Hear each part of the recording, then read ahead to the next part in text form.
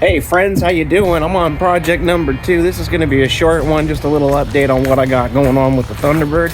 Last night my neighbor Don came over and was able to make a big little bit of progress. You know, those bumpers, they're heavy. I had to take it off to put the grill in. So we're going to fasten the grill up. I just spent $37 in hardware. We're going to do that, and I'm going to try to hang the bumper back on the car. So last night I was able to finally seat this chrome piece in. Yeah, it needs cleaning. The whole car needs to be cleaned up, but that was a bear to get this in here. I got the wrong screw holding it in. I just wanted to keep it from popping out.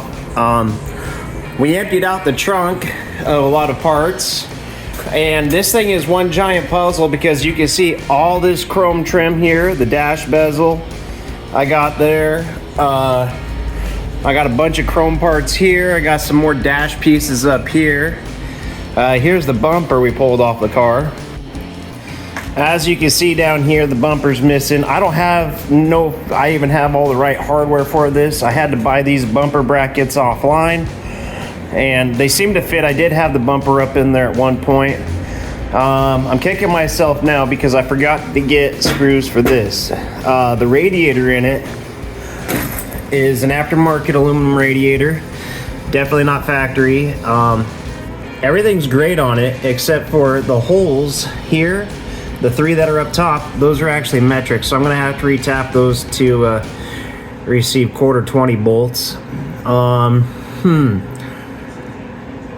need a good link to see how the actual firewalls are in the car, because you can see I got a brake line down there that's not mounted. I got a vacuum line right there. That vacuum line, I actually screwed up and I bent it the wrong way. That's for the transmission. It comes over here to the vacuum booster on the Brake Master. That's an Edelbrock 650 carb on there. The ABS 2 series. I gotta tune that yet. Another thing is I got the battery box tray sitting over there that I want to get underneath that battery. Other than that, I'm just looking around. I got a lot of odds and ends. I got some extra blue wiring in here that I don't think is factory to the car. So if you know or have any idea what it is, let me know. Comment that down below. That'd be cool. But we're gonna go ahead and try to put the bumper together and see what happens. And I'm kind of at the point now where I can't go wrong with the car. It's either gonna go on the road or not. It's gonna sit here forever. So any little part and piece and this goes for you too, when you have a project car that you kind of stalled out on, the best thing that you can do is just go try putting one piece on it, one part, and pretty soon it'll snowball and you'll get more and more and more stuff done on it, and you'll be able to scoot it down the road. I'm gonna try to get in here and clean up some of the interior. I don't know for a fact, but I think those parts right there, that's part of the headliner that comes down through there and through there. I got a lot of the chrome around here. I kind of wish Don was over here now because he's really good at solving these puzzles of where the hell things go. He seems to know better than I do, or his guesses are better than mine. I think I got that piece that goes up and wraps back around. There should be 4 of them for this car. I think that's all chrome trim. I hope I got it all. If I don't have it all I can do is sit there and get online on eBay and start searching for it. I know there's a couple parts companies out there that sell these parts for these cars, and I might have them. But yeah, let me show you this other side of this windshield. So here's the other side of that. It's coming in, and I got this. This is all factory original. It actually cleaned up pretty nice. It's not perfect, but I mean, for a driver quality car, it's going to be great. The other thing that I'm trying to figure out is, did this car have dash vents? And I don't think it did, because down in there's a screen right there that you can see, or I can see.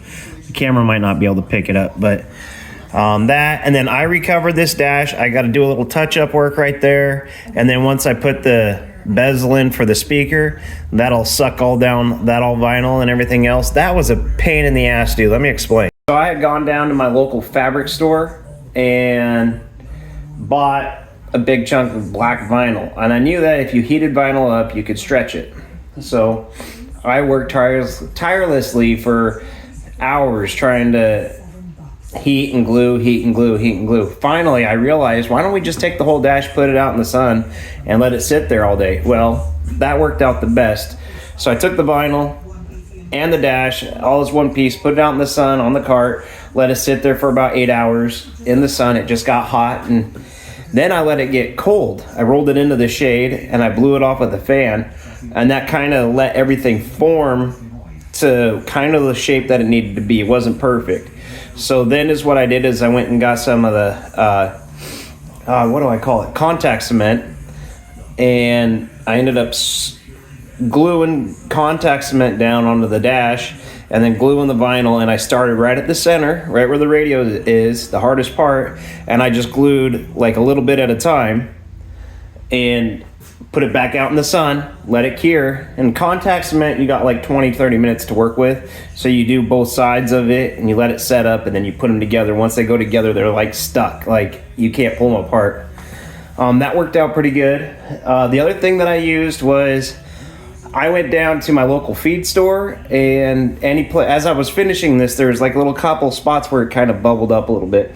So I went down to my local feed store and I got some syringes, and I put the contact cement inside the syringe and poked the tiniest hole into the vinyl, squirt a little bit in there, just a little, and the contact cement went in there, spread out, and then I'd come back to like 45 minutes later and just press it down, or I had a wooden roller that I rolled it out with, and that worked really good for most of it.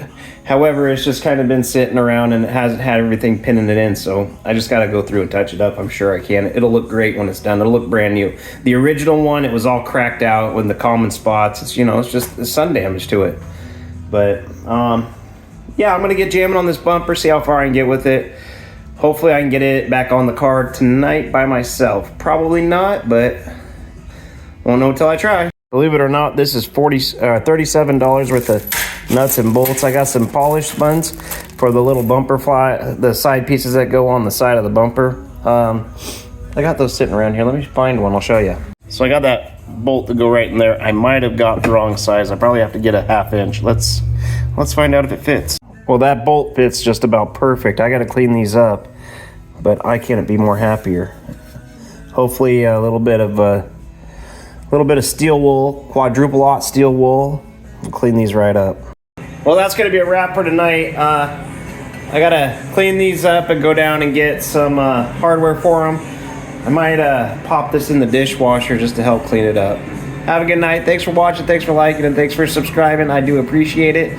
Maybe by July, this thing will actually be running and driving like it should be, like a classic car. Wow, look at that night sky up there in the background. Hey, just real quick, YouTube, I got a notification from one of my other subscribers that, hey, their notification bell got turned off. So if you want to go ahead and turn your notification bell on, make sure that it's on. It's free. It doesn't give you any extras, but it does a whole lot for me as a content creator for you guys to watch. So if you can go ahead and make sure that's done and subscribe at the same time, that would be appreciated.